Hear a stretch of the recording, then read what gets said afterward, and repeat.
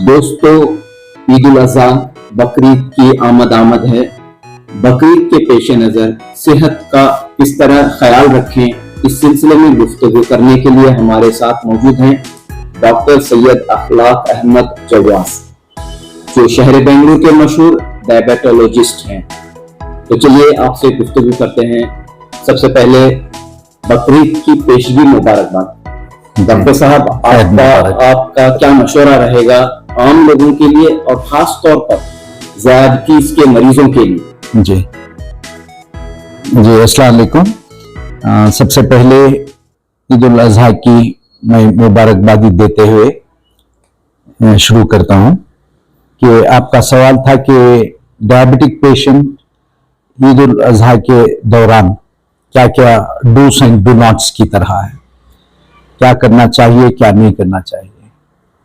Actually सबसे पहले मैं ये बताना चाह रहा हूं कि सेहत एक अल्लाह ताला की अमानत है। इस अमानत को बरकरार रखना एक सबसे बड़ा एक मोमिन का फर्ज होता है। तो और अल्लाह को रजा करने का एक पैगाम या एक हमारी अपनी ड्यूटीज पूरी करे जैसा होता है।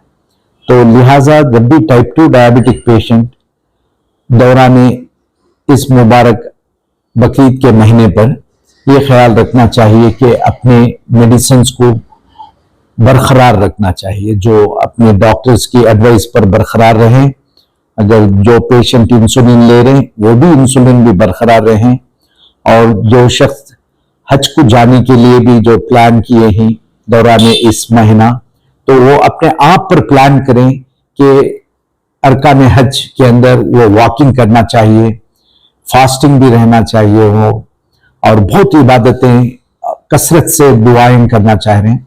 तो इसके लिए एक रिहर्सल की तरह जब भी हज का प्रोग्राम जब भी करते हैं तो हज का महीना या उस दिन आने से पहले पहले वो जो है बहुत से एहतियात लाइक वॉकिंग, एक्सरसाइज, डाइट, अपने रेगुलर मेडिसिन को बरकरार रखना नंबर 1 पॉइंट है।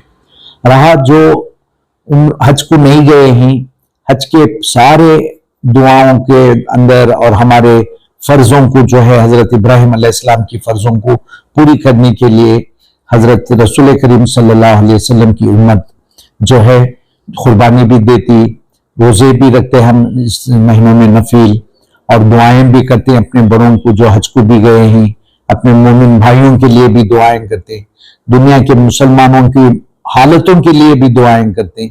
तो सख्त दुआओं के वास्ते एक इंसान की अपनी सेहत बरकरार रखना। Health of A industry depends on the health of the CEO। अगर फैक्ट्री का एक चीफ अपनी सेहत नहीं बरकरार रख ले, अपनी पूरी फैक्ट्री ही बर्बाद कर लेता है। तो इसी तरीके से हम जो है अपने आप को दुआओं के साथ और अल्लाह को रजामंदी करने के लिए अपनी सेहत को बहुत बरकरार रखना चाहिए। मैं तो समझता हूं इसीलिए अल्लाह ताला जो है हमारे ऊपर सबसे पहला फर्ज जो है नमाजों को करार इसलिए दिए कि हम 5 वक्त नमाज पढ़े तो खुदा ताला को कुछ मिलने का नहीं है। खुदा ताला चाहता है कि इंसान बने ताकि जो है उसके प्रोग्राम के साथ जिंदगी करें। तो इसी तरीके से प्रोग्राम के साथ जैसा हम फजर, जोहर, असर, मगरिब, इशा अपनी नमाजों को बरकरार रखते, इसी तरीके से दुनियावी जिंदगी के अंदर भी डायबिटिक पेशेंट्स अपनी टैबलेट्स के बारे में, अपनी एक्सरसाइज के बारे में, अपने स्ट्रेस एंड मेंटल स्ट्रेस का मैनेजमेंट के बारे में, ये तमाम चीजों को ख्याल रखना चाहिए। और ये भी ख्याल रखना चाहिए कि इन दिनों में स्पेशली हमारे घरों में फैट कंटेंट, ऑयल कंटेंट, गोश्त और एनिमल के बकरी के ऑर्गन्स हैं, ब्रेन है, सिरा का, पाए का, बोटी का, कलीजे का, ये तमाम चीजों में हाई कोलेस्ट्रॉल लेवल रहता है। तो डायबिटिक पेशेंट को ऑयल और हाई प्रोटीन कंटेंट भी बहुत डैमेज करते हैं अपनी किडनीज के लिए भी। तो high long standing diabetic patient को ऑलरेडी किडनी के ऊपर बहुत बार पड़ते रहता है। तो हाई प्रोटीन फूड्स भी जो है और किडनी जिसके parameters like blood urea, nitrogen, uric acid और क्रिएटिनिन, ये तमाम चीजों के ऊपर उसका बैड असर पड़कर उन्होंने जल्दी अर्ली किडनी डिसीज पर चले आते हैं, CKD क्रॉनिक किडनी डिसीज पर जाते हैं। उसके भी स्टेज 1, 2, 3, 4 हैं। आफ्टर 4 उन्होंने एंड स्टेज रीनल डिसीज में जाकर हर हफ्ता 3-3, 4-4 टाइम डायलिसिस करना पड़ता है अपनी किडनियों को बरकरार रखने के लिए।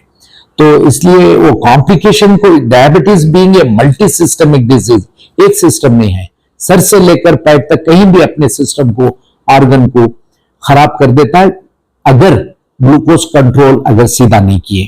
तो इसलिए जो है हर हमेशा पेशेंट को चाहिए कि अपने फास्टिंग में नहा पेट नाश्ते से पहले, दोपहर के खाने के पहले, शाम के खाने के पहले अपनी शक्कर की, खून की मिकदार बिटवीन 70 to 110, 115 के अंदर खत्म करना चाहिए।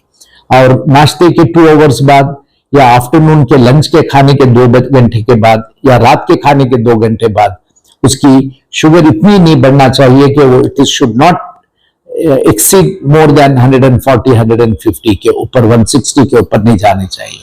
अगर 160 के ऊपर चले जाती तो एक सेल के अंदर जो है वो न्यूक्लियस, साइटोप्लाज्म, उसके ऑर्गन, उसका सेल वॉल, हर एक चीज अपने केमिकल रिएक्शन के अंदर तब्दीली लेकर आकर उसके अंदर एक स्कैवेंजर्स एक पैदा कर देता है। तो वो पूरे केमिकल रिएक्शन को स्पॉइल करता है। उसका एंड जो है हर ऑर्गन के ऊपर, लाइक आंख के ऊपर उसकी जल्दी अर्ली रेटिनोपैथी आ जाती, हार्ट के ऊपर अर्ली डायबिटिक कार्डियोमायोपैथी आती है, किडनी के अंदर उसके प्रॉब्लम्स आती हैं, थायराइड के प्रॉब्लम्स आती हैं, पैरों के इन्फेक्शंस आती। ये तमाम चीजों को जो है ख्याल रखते हुए एक ही इलाज है डायबिटीज का जो सेहतमंद रहे, वो हर हमेशा अपने आप पर जायजा ले कि वो रोज वॉकिंग किए। और recently World Health Organization walking के लिए 30 मिनट्स पर 5 days इन ए वीक करार दिए हैं। At least minimum 30 minutes at least 5 days in a week ये वॉकिंग के लिए रख लेना। और खाने पीने के अंदर सबसे बड़ा खाना नहीं खाना, कि वो सबसे खाने के अंदर सबसे बुरी चीज खाने की चीज नहीं है, मैं वो खाने में जमा रहा हूं कि टेंशन और स्ट्रेस से बरकरार रखना। ये बीमारी बड़ी तवक्कल तो अल्लाह की है। स्ट्रेस लेना मैं तो समझता हूं एक शिर्क करना, दोनों भी एक ही है। टेंशन और स्ट्रेस कौन लेते? जो खुदा ताला को अब तक पहचाने ही नहीं, वो खुदा की जात को पहचाने नहीं, खुदा से उनके ताल्लुकात नहीं, कभी सजदे के अंदर खुदा से उन्होंने धीमे से बात भी नहीं कर लिए रहते। तो वो शख्स जो है वो टेंशन और स्ट्रेस लेते जो खुदा को नहीं पहचाने ही। इसलिए जो है हमारे टेंशन और स्ट्रेस हमारे डायबिटिक पेशेंट्स कभी अपने नजदीक भी आने नहीं देना। ये बीमारी के अंदर सबसे अहम, मैं अपने पेशेंटों को भी बहुत से बार बोलते रहता हूं कि नमाजों को 5 वक्त कायम रखना चाहिए। नमाजों को पढ़ना नहीं चाहिए, नमाजों को कायम करने चाहिए। कहीं भी अल्लाह ताला कुरान मजीद में नमाज पढ़ो नहीं बोला, नमाजों को कायम करो बोला। तो इसलिए जो है खास तौर पर मेरे डायबिटिक पेशेंट्स जो मुसलमान हैं, जो मोमिनियत है उनके अंदर, तो उन्होंने जो है 5 वक्त खुदा के रसूल की इताअत पर कायम रहना चाहिए और 5 वक्त नमाज कायम करना चाहिए। अगर वो टाइम अगर मेंटेन कर लिए तो अपने टैबलेट्स खाने का, मॉर्निंग के टैबलेट्स, आफ्टरनून के टैबलेट्स, इवनिंग के टैबलेट्स, अर्ली मॉर्निंग अपना कोई एक टाइम फिक्स कर वही टाइम पर वॉकिंग की हैबिट, ये तमाम अगर डाल लिए तो इसका नाम लाइफस्टाइल मॉडिफिकेशन। और खाने पीने के अंदर वही खाना है जो हमारे हजरत रसूल करीम सल्लल्लाहु अलैहि वसल्लम खाए।